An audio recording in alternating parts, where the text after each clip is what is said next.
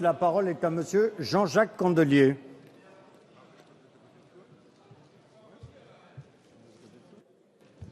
Merci, Monsieur le Président.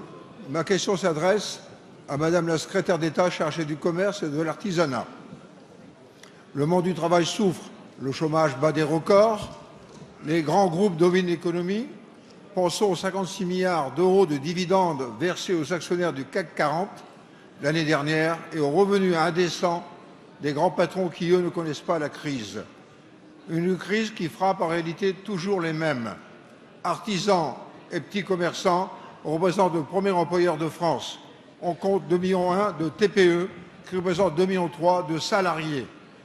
Ce ne sont pas elles qui se gavent des dizaines de milliards de cadeaux fiscaux et sociaux consentis par les gouvernements successifs soumis au MEDEF.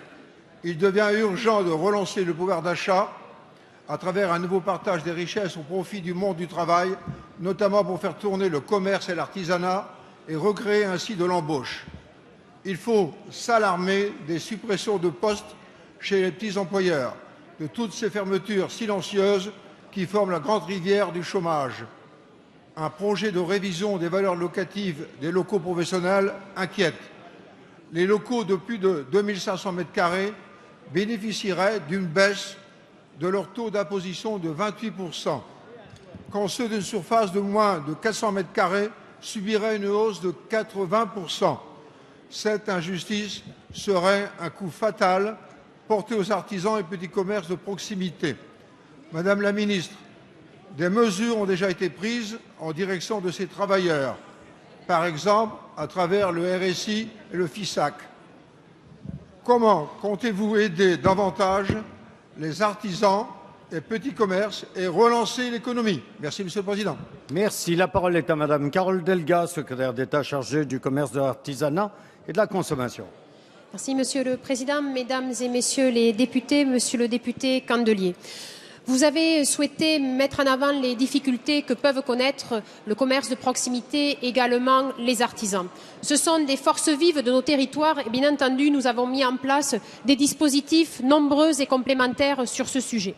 Tout d'abord, avec la loi artisanat, commerce et TPE qui va bientôt avoir un an, nous avons mis en place des dispositifs d'encadrement des loyers commerciaux qui permettent de limiter l'augmentation et favorisent les locataires avec plus de droits et avec une meilleure prise en compte des petits commerçants et tout particulièrement des jeunes commerçants. Mais également, vous l'avez évoqué, à travers le FISAC. Le FISAC où nous avons décidé un nouveau dispositif qui concerne un appel à projet et qui permet de soutenir les commerces de proximité dans leurs démarches liées à l'accessibilité, dans leurs démarches liées également à la sécurité ou également au développement du e-commerce.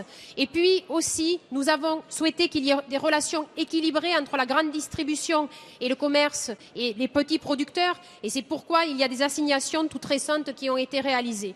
Mais également pour les artisans, à travers le plan bâtiment que nous avons mis en œuvre et que Sylvia Pinel porte pour donner plus de logements, mais également réhabiliter l'ancien, nous permettons à des artisans sur l'ensemble de nos territoires de pouvoir rénover ces logements et également avec le crédit d'impôt sur la rénovation énergétique, nous permettant de donner du pouvoir d'achat à nos concitoyens et de créer de l'emploi sur l'ensemble du secteur de l'artisanat et du bâtiment plus particulièrement.